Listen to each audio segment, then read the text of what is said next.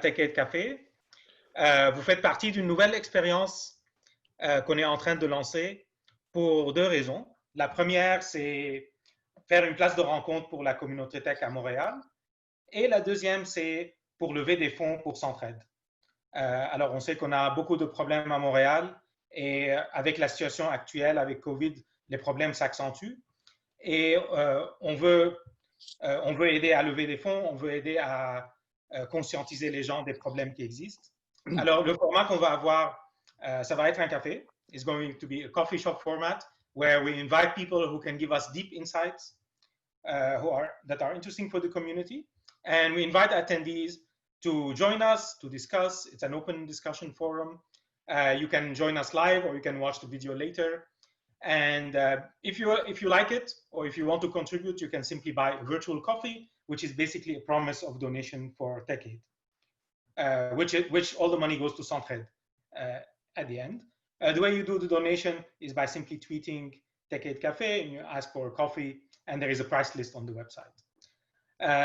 So today we have a very, very interesting speaker who brings a lot of experience, both international and knowledge of what we are capable of doing in Quebec, who is going to talk to us about how we can build a win-win ecosystem in Quebec.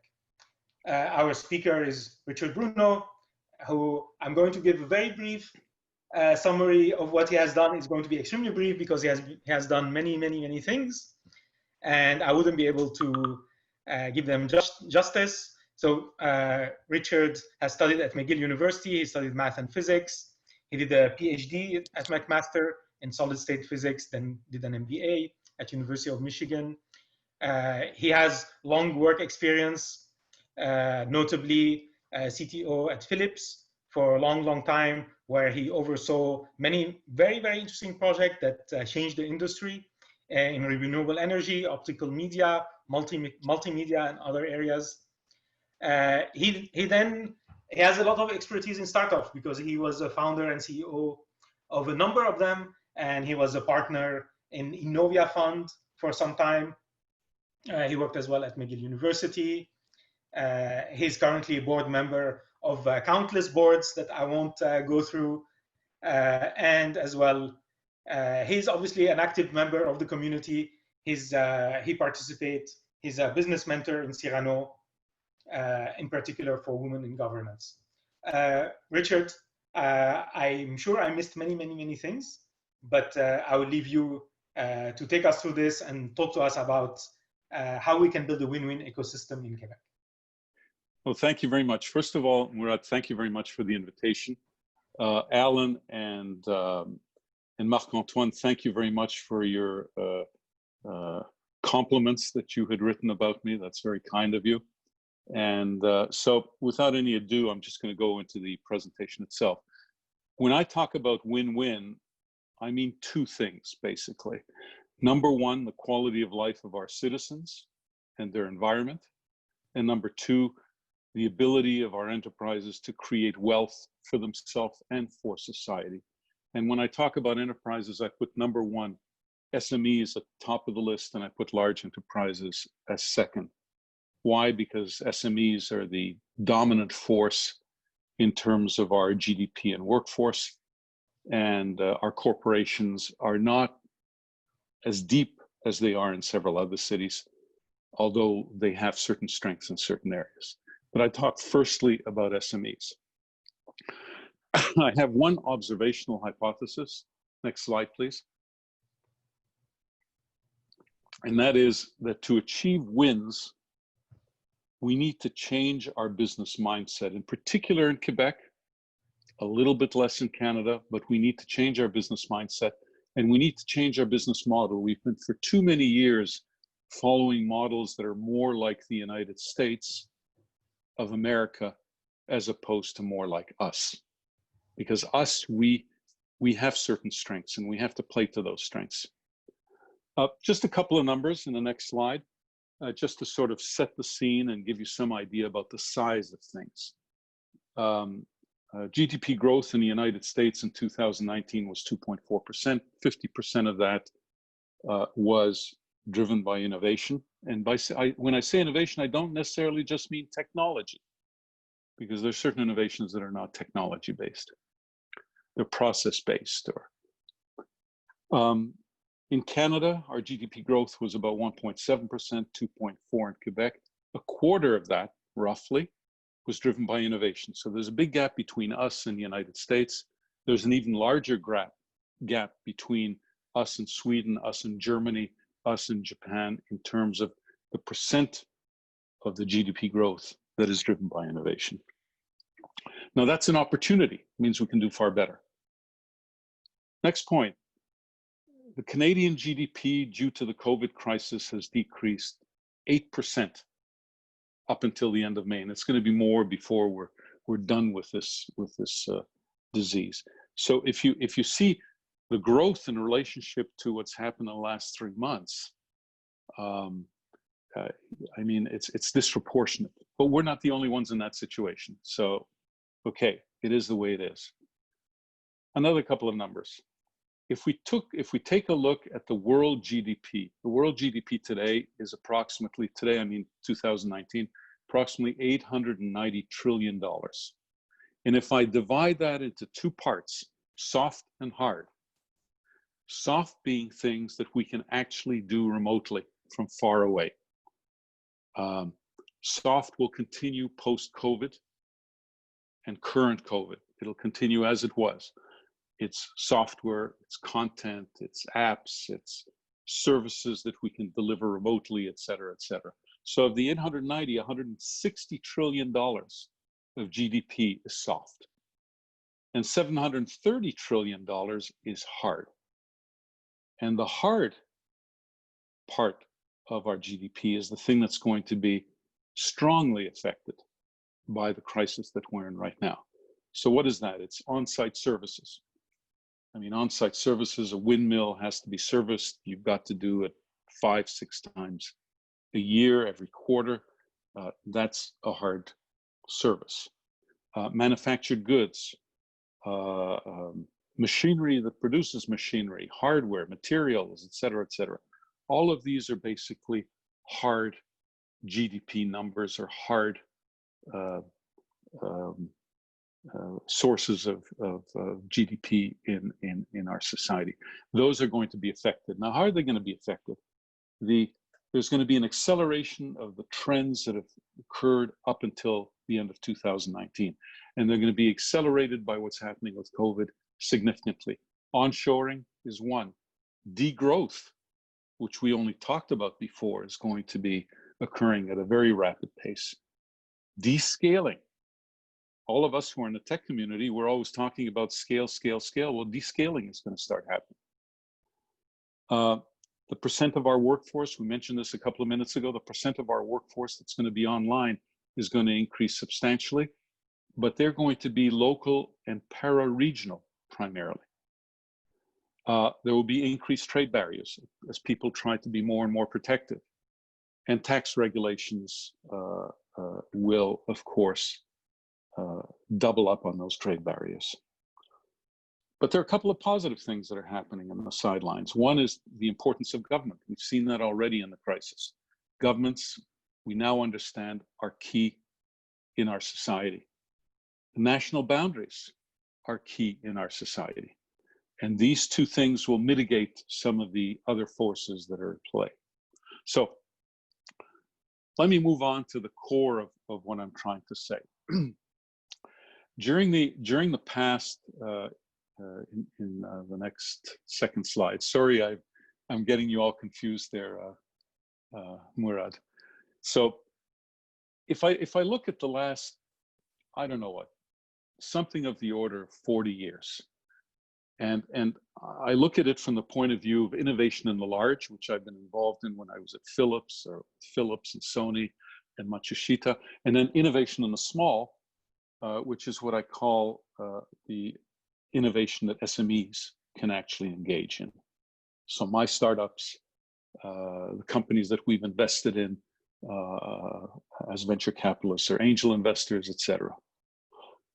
There's 7 key events that I've seen that have shaped winners in the past and that probably will continue to shape winners in the future. The first one is a deep crisis. So if there was no crisis, not much change.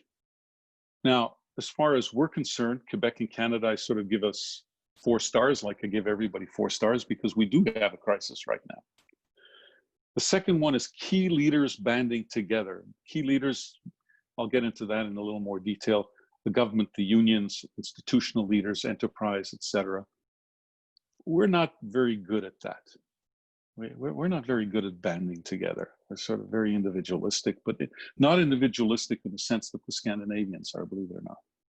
So I give our Quebec situation sort of 1 star. A deep sense of commitment and interdependence amongst each other. We don't have any star. We've got an X against us there. The ability to must do, can do, and do it all together. Like the Japanese are probably one of the best examples of that, in the Germans. A critical mass of competence and professionalism working as a team. I think Quebec, since the 1970s, has gained an incredible amount of competence in almost all areas. But professionalism and rigor, I'm quite doubtful about that. And so I only give us 2 stars. Efficient government, enabling us as a critical mass of efforts that are market focused. Building ecologies that have a critical mass that are market focused. The government helping us do that. And assuring that those ecologies have solid leadership and good governance. We're getting quite good at it. Are we as good at it as the Swedes or the Catalonians or the guys down in Raleigh Durham? No, I don't think so. Not quite yet. 6th one is market need-based vision. So we start with the market instead of starting with the technology. We very often in Quebec start with the technology and think, wow, this is so wonderful and everybody needs it. I mean, just look at what we did with nanotech and what we're doing with AI. We should start with the market and then ask ourselves, can these technologies help us? And it's not just a question of focusing on the market, but we've got to be realistic. And the forces that we put into play have to be self-consistent. We sort of have 1 star there. Changing the rules of the game. This is a game that I played very often at Philips. How do you change the rules of the game completely so that you dominate? We're pretty poor at that. We're pretty poor at that. We really haven't done it in very many places apart from maybe Kushtar as an example. We've done it maybe a little bit at CGI. We've done it in the simulator business, but we haven't really done it in very many places. Cirque du Soleil, I think, changed the rules of the game. Cirque du Soleil, exactly. That's an example. I think Peerless in the men's retail industry has done it, because they were very fast to realize that there are lots of things that you can use laser robots with. And they institutionalized the use of those robots. It was a complete game changer. But generally speaking, I don't think we're very good at it. I'm not saying that there aren't a couple of players that have been able to do that. So let's move to the next slide. Deep crisis. It brings out creativity, resilience, grit, and the wisdom of multilateral relationships. Next slide, key leaders banding together. We've got to start with politicians. My personal view, and maybe Louise, who has more experience in the area than I have, would probably contradict me. I think we've got to stop from we have to start from the municipal upwards and not from the provincial downwards. And I say that because that's what I've observed to work in countries that are similar to us, like Sweden, and countries that are completely dissimilar to us, like Singapore and Israel. Respected industry and institutional leaders. Getting them to band together is tough because culturally we haven't bridged the gap yet. We don't have, like in Israel, a chief scientific officer. Our chief scientific officer is basically a chief granting officer.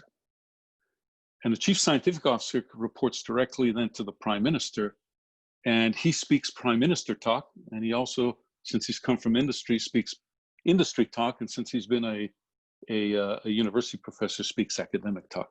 So we don't have that coalescing here occurring yet, and we've got to do something about it, because we have institutions that are first class in the world, but we're not taking advantage of them, and they're not taking advantage of us. Let me move to the next slide. A deep sense of commitment and interdependence. There's a difference between must do. I'll give you an example of must do. In 1978, our sales of black vinyl discs were sort of just dropping off exponentially. So we realized at Philips that we must do something to save the record business. Not just the content, but also the players. Can do together is a different story. Realizing that you got to do something while you sort of build a player and you try to flog it on the market, that's one thing. But can do means you have to put the problem in a proportion and realize that you can't launch a totally new technology, totally new type of business alone. And so to can do, you've got to get partners. You've got to get your arch enemy Sony to work with you. A tough business, huh? Biggest competitor, the ones that want to kill you the fastest. So you've got to get this group of people working together, and then you can reach can do. We don't know how to do that in Montreal very well. A pre-competitive culture of teamwork. We're starting to do that. We're starting to do that. We're starting to learn how to do it at HEC. I think that the folks at Nutman House and Real Ventures and some of the younger VC guys are starting to understand that we need to be able to do things in a pre-competitive culture with teamwork, with a sense of solidarity, helping each other get on top of it. And we have the example, of course, of QG100, which is trying to do that, right? For companies that have gone to 100 or 200 or 300 or 400 employees. Another thing that's extremely important, and this is a problem in our culture more than some others, is the issue of corrosive cynicism. We have, sadly, a case of corrosive cynicism, both at the level of the general public. We have it amongst the media. That has abated to some extent with the coronavirus, but it needs to abate a bit more. I think what we need not corrosive cynicism, but we need critical analysis. And we need critical analysis that helps all the players perform the best they can. Commitment and interdependence. Let me give you the example that some metaphors that I have from around the world. Swedes, Vikings in the same boat. Catalonia, historical togetherness. Israel, the enemies are always at the gate. And these are not political statements, so please don't think that that's what I'm saying. I'm just trying to give you a sort of metaphor and sense of mentality. Singapore, an island at the crossroads. Germany, the Teutonic Prussian duty and professionalism. I mean, that's sort of ingrained in many of these people. Not everybody, but it's part of that culture. I think with the present government that we have in play, François Legault, I think there's a chance that we can get a deep sense of commitment and interdependency. And I think that the crisis can help us do that. Richard, would you accept that in Quebec, we do have something where we consider ourselves unique, we consider ourselves Europeans in the North American continent. So we might have some initial beginning of that sentiment that can make us move together in cohesion. Yeah. So now, how to get there? I mean, I recently I've made a whole bunch of posts on thorium reactors. If any of you have ever followed that on LinkedIn, etc., or are interested in it, we were the ones that invented the CANDU reactor. The CANDU reactor is the only reactor in the world where we can switch it from uranium, plutonium to thorium. We have tons of the materials that we need in order to build those reactors, everything from the thorium to the specialized steels, et cetera, et cetera. We have the expertise. We have governments that formally even believed in it. We have an ability to re-educate our public to help them understand what that means. You can't build a bomb with it. Its lifetime is short, et cetera. But do we do anything apart from write nice papers? I mean, I've read a lot of the nice papers we've written. They're great. They're great. You know, we can make Canada great again just by papers. And I'm not trying to be facetious here. So the problem is the potential is there. Now, how to nucleate it and make it happen in this country. And in particular in Quebec, because if you try to think too broad, Canada's a federal system, it's not going to happen. We've got to focus on our province. I really believe that we've improved competencies incredibly. When I left Quebec in 1967, so it was a long time ago, the level of competency that I saw here in various areas was not very high. When I came back on a part-time basis in 2014 and on a 2004 and on a permanent basis in 2018, I have to say we've got competencies world-class. No discussion about that. But rigorous professionalism? No, we don't. I mean, I just have to give you the example of our roads, our healthcare system, the many different kingdoms that we divide things into, and the little vertical and horizontal units, the lack of adoption of best practices from anywhere in the world, as if we're the best, which we're not. Yeah, so I'm quite doubtful about that. We've got to work on that.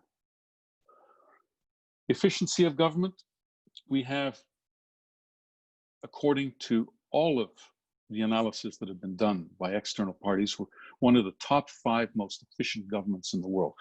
Canada, not Quebec, Canada. And we're efficient in enabling things to happen and putting the right policies in place, step by step, slowly, but we're very good at it.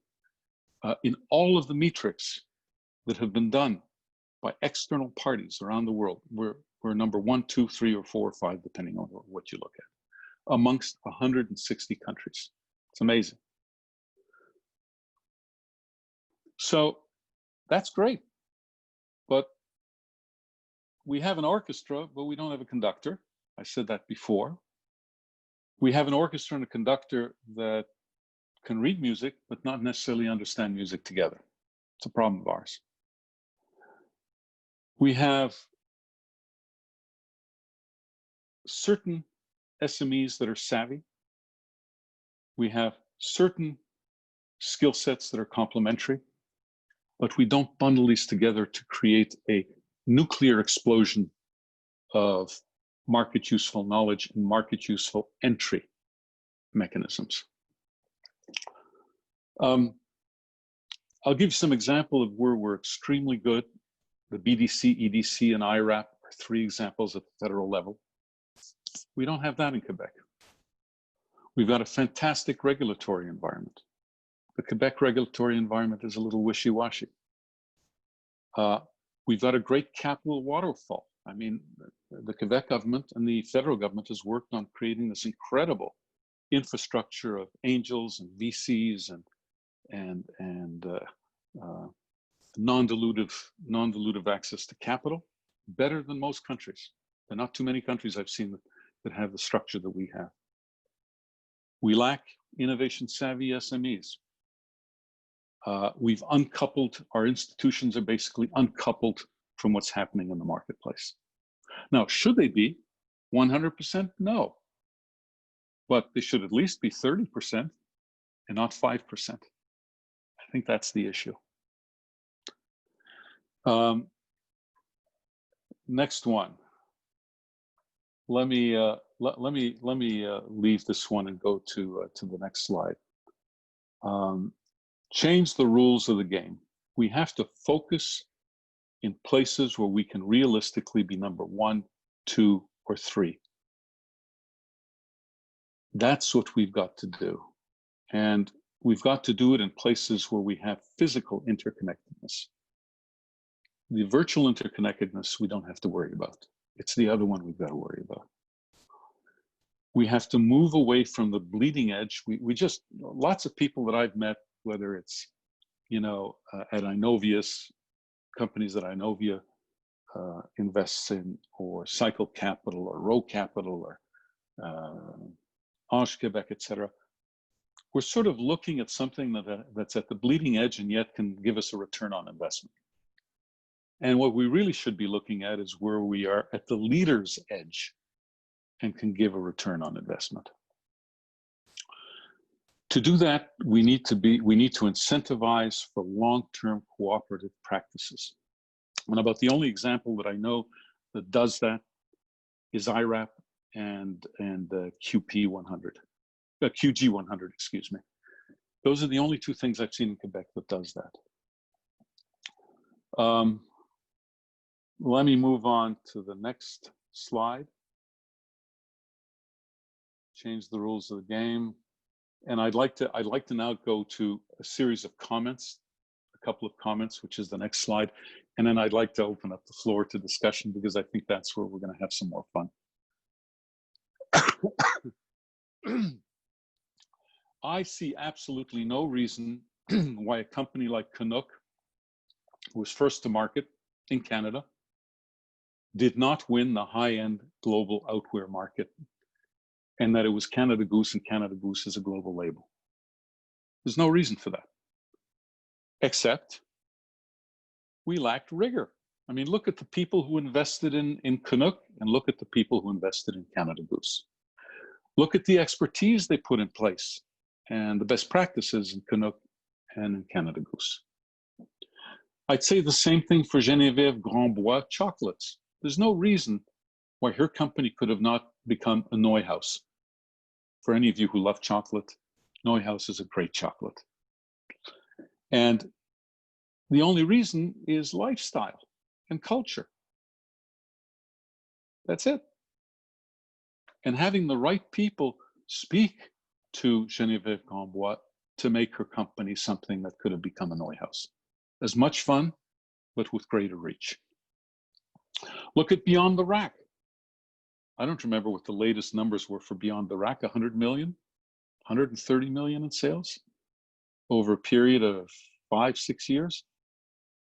For a shorter period of time, Zenlando had $5 billion in sales. Okay, why? Generally, a lack of rigor.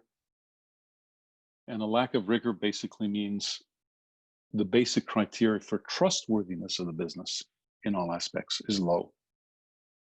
What we do have is we have thoroughness.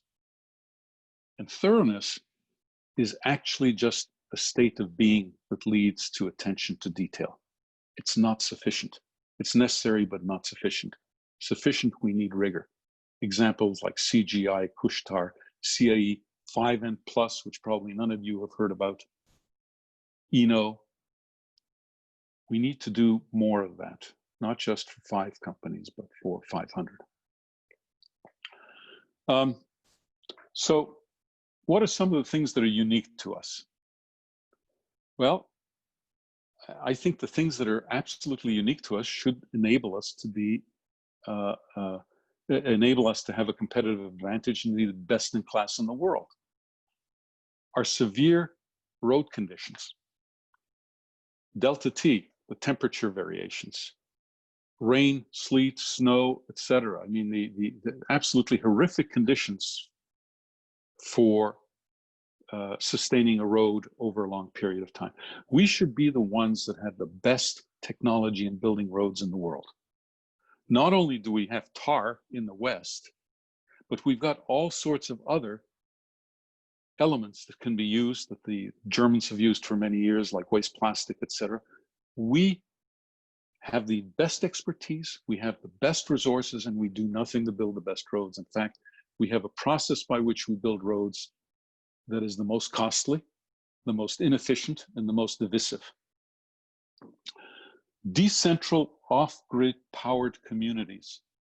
My goodness, apart from Australia and maybe a couple of folks in Siberia, I hope none of you are Russian here. I do not mean in any way to to say something that's negative. I love Russians. We're one of 3 countries in the world that really requires off-grid power. We have the conditions to do that. In fact, the substantially similar problem is remote regional telecommunications. We had a system to do that, which was called microwave. Put it across the country. And then what do? Once the Americans come with something else, we disband it, leave it. Instead of trying to build from strength to strength. I think decentral off-grid power is something where we could be #1 in the world. I think remote region wireless is a place where we could be far better than where we are. The environment, we have a variety of lakes, forests, oceans, bar none. We should be #1 in river turbines. We should be #1 in understanding how to get things like hormones out of water purity. Forests, we've got the best microcellulose available. We do absolutely nothing with it. We've got the kind of wood that produces that kind of microcellulose, but we don't do much with it. We have oceans where we can do sustainable ocean farming and produce strategic molecules. But what have we done? We buy the ingredients for strategic molecules from Chile and Peru. We do a little bit of processing here, package them and sell them instead of using our own resources to do that. We have a single payer healthcare system with enormous amounts of data that we can mine if we only structure it properly. We've put $1 billion into the IT system in Quebec, I think $3 billion in Canada, and what do we have to see for it? Very little. So these are cultural things. This is a way of thinking, a mindset that has to change. Another thing, which is very interesting, if you do a back of the envelope calculation, our First Nations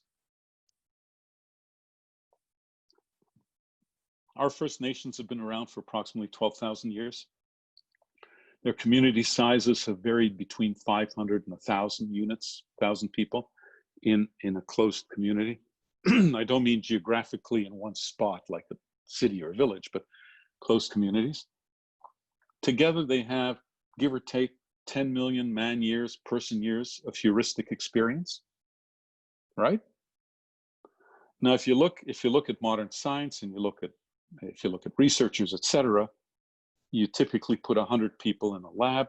You give them 10 years at most to do something, and you have technology that accelerates their mental capabilities by a factor of 1,000, maybe even a little bit more. That's the equivalent of 1 million person years of heuristics. Why can't we get the heuristics from our First Nations, see what they've learned, find out how it can help them and us, and make something of it? I don't get it. I don't get it. So, and then I'll leave you with the last one, the CANDU reactor, #1 in the world. We had absolutely the most interesting design and interesting solutions. We've got tons of thorium here in Quebec, tons of rare earth metals, all of the basic ingredients we need within Canada to make these reactors occur. We can make a deal with Norway for financing, Spain for the concrete, Sweden for the metals and the manufacturing. We literally have then 4 to 5 countries we can put together with about 100, with a significant amount of GDP, approximately 120 million people. And we can produce these small thorium reactors between 30 and 200 megawatts for our country, for remote communities that overcome the problems that renewable energies cannot solve. And yet we haven't done it. So we've got this impediment that we have to overcome. And if we don't overcome that impediment, it's going to be pretty tough for us. I'm going to leave it at that, because the rest of the comments are sort of more on top of more of the same on top of the cake. Thanks a lot. Appreciate it.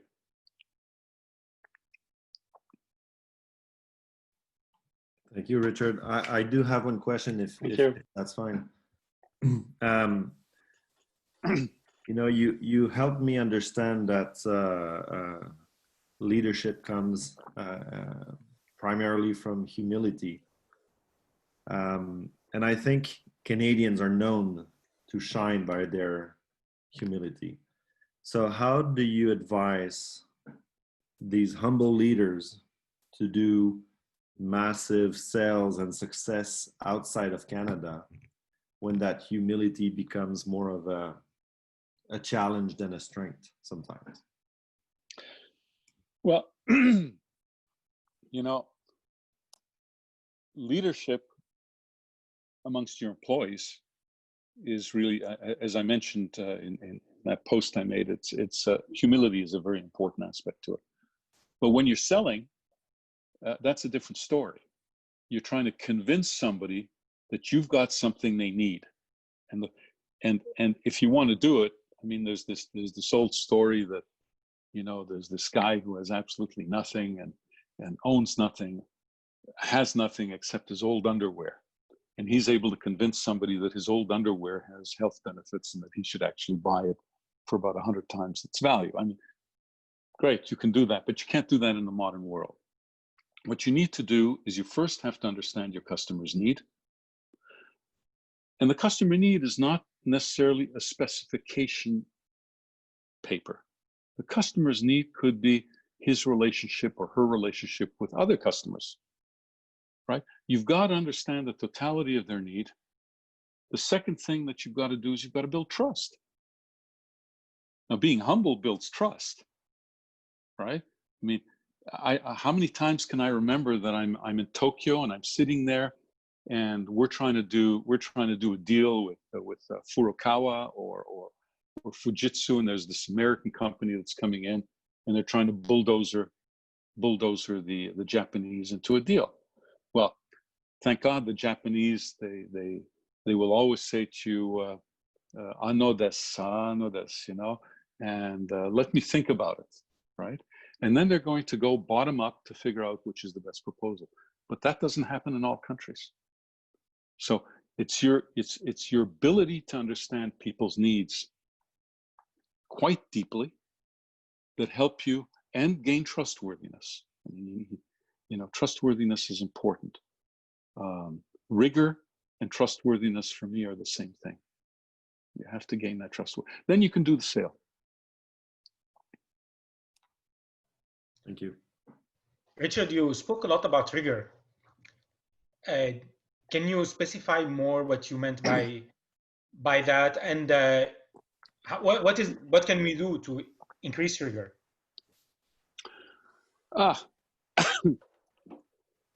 You know, if you're born if you're born in Hamburg, Cologne, and Berlin, it is by osmosis put into you from the age of 0. If you're born in Tokyo, Nara, and Osaka, it's the ability to see all of the things that go into a product that actually help you learn how to become rigorous. If you're somebody like Steve Jobs, interestingly enough, Steve Jobs, who had a lot of uncertainties and was unsure of himself, he built a product aesthetically and also functionally, inside out, so that by the time it became a complete product, right, this guy here, everybody loved it. Now, how do you instill rigor in people? I think it's far easier to do that in the educational system than entrepreneurial and intrapreneurial skills. I mean, HEC is focusing a lot on getting people to be better entrepreneurs, and we have this incredible thing that's happened in HEC with the Creative Destruction Lab. We guarantee you that in 5 picoseconds you can become a great entrepreneur, right? I'm exaggerating only a little bit by about a factor of 10 to the 14th. But entrepreneurship, I think, is tough to learn. Rigor is something that you can learn. And so, do we have a course at HEC on rigor? How to be more rigorous? I don't think so. Do we have one at the University of Montreal in any place? I think Louise can answer that. I don't think so. I know at McGill we didn't. We didn't learn to be rigorous. We didn't learn that cultural aspect. So I don't know if I've given you an answer, but it's definitely a concern that I have. But does that lack of rigor explain many of the problems we have when you look at the health system, when you look at everything, all the challenges we have, the lack of, well, you know, like some of the examples you gave of lack of growth or other people eating other people's, you know, our lunch, etc. Is, you know, you're making a strong association there, so you believe it. Yeah, I mean, the healthcare system definitely. There's no reason why we have the healthcare system functioning the way it does when we just take a flight 6 hours away to Paris and we see the French healthcare system, or we take a flight 13 hours away to Korea and Taiwan, we see their healthcare system. There's no reason for that. None. The best practices are there. Find them, figure out how it works, bring them here, and get the team to adopt them. They have to buy it in. You can't slam something through a person's throat. As far as our roads are concerned, my goodness, if you haven't, look at the cones in Montreal. It's awful. This is not the way you manage a modern society. In fact, I'm pretty sure that the Cameroons and Nigeria do a better job of it. And I'm not saying anything negative or positive about the country. We're terrible. And that's a lack of rigor. And it starts up high. Everybody in the political system here has gone to other countries and see how they get contracts for roads, technology they use, how roads are produced, how teams work together in order to get a road done systematically, one after the other. Every politician has seen that, from the ministers, the MP, the sous-ministre, the guys in political politics, it's county politics. Everybody's seen it. They've been to other countries. So why can't we do it here? Why don't we have the courage to impose rigor? Anyway, I have this discussion with Louise all the time. So it's definitely an interesting one, because yeah, we do, it's not that we're lacking spending. We do spend a lot of money on things, and we do have the brains to do things. Yet, absolutely. Yet it's you know, individually you'll meet incredible doctors, incredible departments at times, but system-wide we have issues. Like, just look at the simplicity of examples, even pre-COVID, the emergency situation. For the last 30 years, it takes forever. You go into the hospital and you're going to be there for 10, 20 hours, and that's considered to be normal. Do you know when the first big OR programs were put in place in Canada? You guys are all so young probably that you don't remember. But the first big OR, operations research programs, for primarily for factories, secondarily for government services. The first ones that were ever done was on the old IBM 4000 systems, and that was in 1962-63. We were ahead of our times in those days. Do you believe that there's any OR that's being used for our healthcare system today? I don't think so. I don't think so at all. We have Ivado, whose greatest strength is operations research. Is it being applied to the way our hospitals function? I don't think so. You know. Anyway. No, definitely. Those are interesting ones, and just was. I'll let other people ask questions, then we'll go back to one of my topics. Okay. Richard, what do you think are the opportunities that the current situation with COVID is creating that particularly Quebec can take advantage of? Oh my goodness, I think that there are some areas where, if you say particularly COVID, then if you're addressing the problem of things like vaccines, you know, we can't make a lot of money because we don't have a plant to produce vaccines here. And there are just too many other plants that are able to produce. By plants, I mean people with facilities that can actually reproduce vaccines. I mean, we don't have that.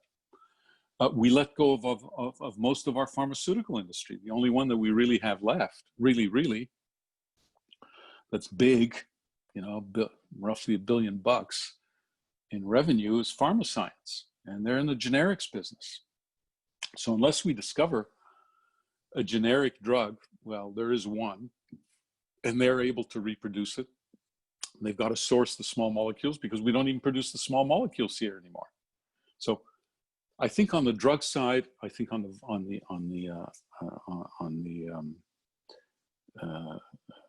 vaccine side, there's nothing we can do.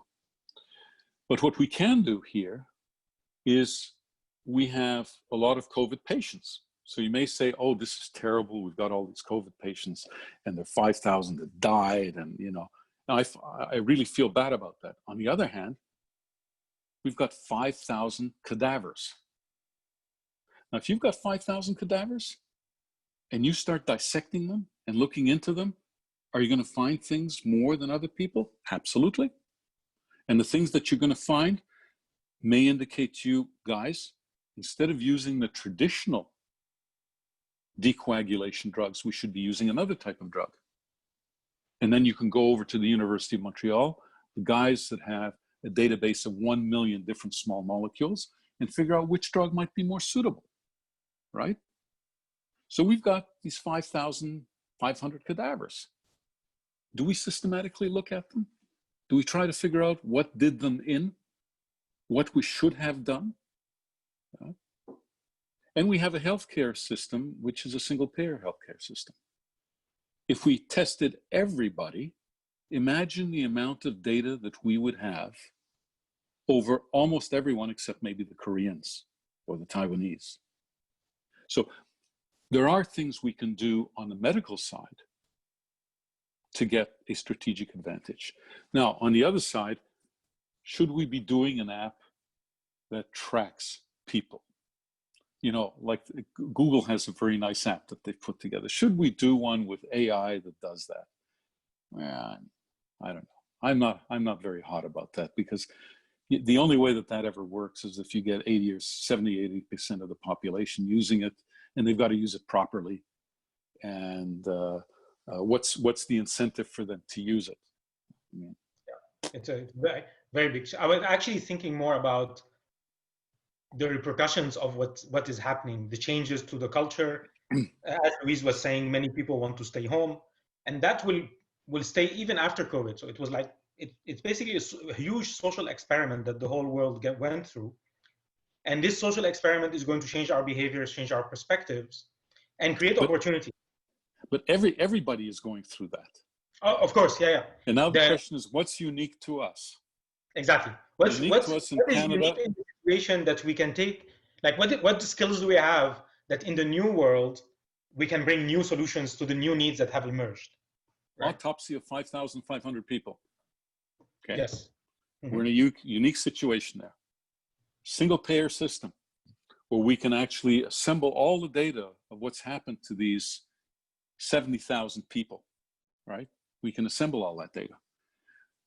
We can put in money to do more testing and get even better at data collection, right? I mean, those are the low-hanging fruit that we have. Are they more than, for example, Italy? No. But Italy, believe it or not, is divided into all sorts of provinces that even less than Quebec share information, right? Are we going to be better than a country like France? I doubt it. France is centralized. Spain, centralized. But we have that opportunity. Are we taking advantage of it? No. And, you know. Yeah, I mean, as you said, it needs people who are passionate about specific topics to run with it. Yeah. And it needs other people to give them space, right? Absolutely. And as they go for this. Absolutely. Absolutely. I have so many questions, but I want to let others ask. I've had the pleasure to spend a lot of breakfast with Richard. So this was eggs and bacon, if I remember correctly. Sometimes pancakes with lots of syrup. I think Louise is listening. Yeah, well, she knows that already. Every time she sees me take a bottle of maple syrup out of the fridge, she knows I'm going to have a breakfast with somebody. Absolutely. You don't trust the maple syrup in the cafes? No. Hey, here's another thing. You want to see a system that we've rigged to be the poorest people on the face of the planet? It's the maple syrup industry. If there's one place where we are a Goliath, is in the amount of maple syrup that's produced. We're a Goliath. We're absolutely the biggest force on the face of the planet. I mean, if you compare nuclear arms between Russia and the United States, we're even bigger than that, right? And what do? Instead of saying, guys, we have this incredible opportunity to have maple syrup vintages of different quality levels and different price categories. No, you can't do it. You got to take all of your stuff, put it into the same pot. We will stir the pot, and we will get you an average maple syrup that we're going to sell to everybody for $6 to $10. I don't get it. That's number one. I'll give you number two. Number two is you go over and you look at the history of maple water and maple syrup. Well, one of the things you find out is our First Nations used it. And the other thing that you find out very, very fast is that the Koreans used it for over 500 years. Okay, well, Canada, First Nations, do they really know anything? I think they do, but we don't listen to them. Koreans, okay, they're smart people. They're sort of Asians, right? Yeah, First Nations are also Asians, but okay, let's go to the Koreans. What have they used maple water for? Rheumatism, arthritis, right? All our connective tissues. Once a year, they go into the mountains, they drink this stuff, they pay so much money for it. Have we tried to sell this to the Koreans? And I'm not even talking about the syrup, I'm talking about the water. 1 liter for $40. That would be 300 times what we sell maple syrup for. No, we haven't. And here's a resource that we are the Goliath in the world. Okay, it's an example. We've got to break that monopoly. We've got to get these people to understand that there's another way to create wealth than just putting everything in one pot and stirring it. I love this one. Feels a little bit more accessible than the thorium reactors to me. I mean. Thanks for the hint, Noah.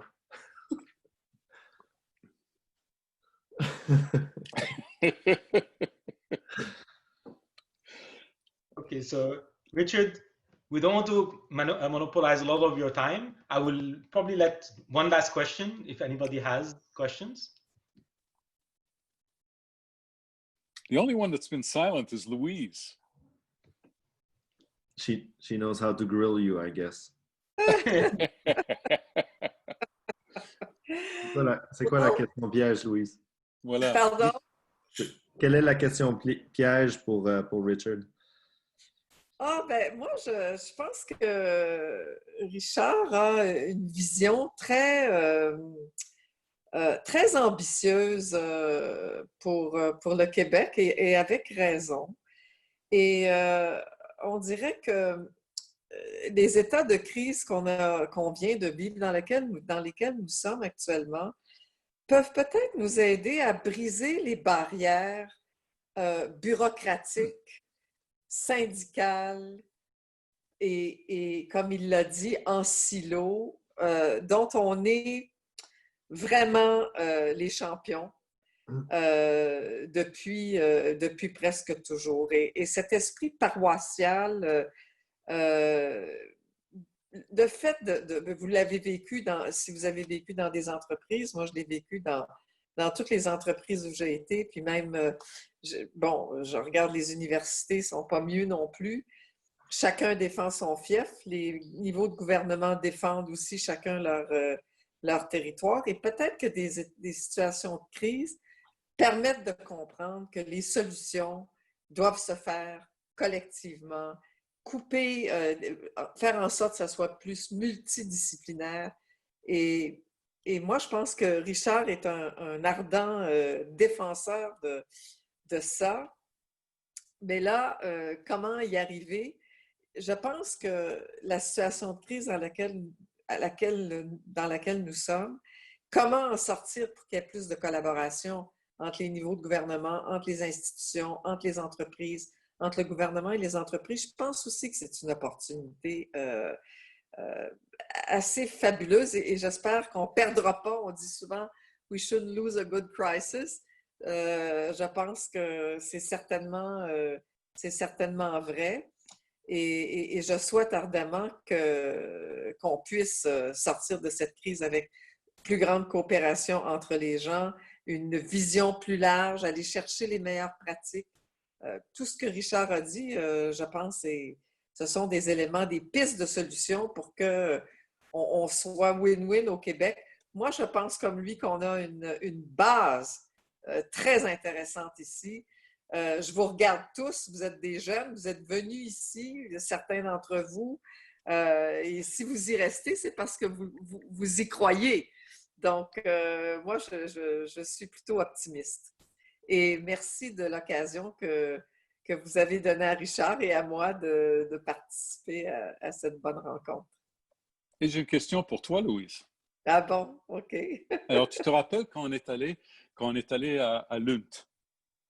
Oui. Et on a demandé comment est-ce que vous avez commencé cette écologie qui est devenue 12 000 compagnies qui étaient profitables avec cette incroyable écologie autour de l'idée. Et ce que le recteur nous a dit, c'était très simple. Il y avait 4 personnes qui se sont réunies, qui ont parlé de ça. Alors, un, c'était le recteur de l'université. Le deuxième, c'était le maire de Lund. Le troisième, c'était le gouverneur de la province de Skåne. Et le quatrième, c'était un grand homme d'entreprise qui était le fondateur de IKEA.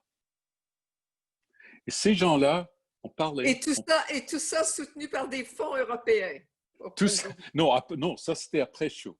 Après, oui. Les fonds européens, c'était en 92, c'était pas les fonds européens. C'est un bon exemple de volonté qui se mettent ensemble pour le réaliser à tous les. Voilà.